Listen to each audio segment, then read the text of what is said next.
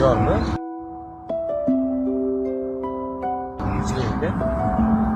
Ha, o'rtoq, tinchlikmi?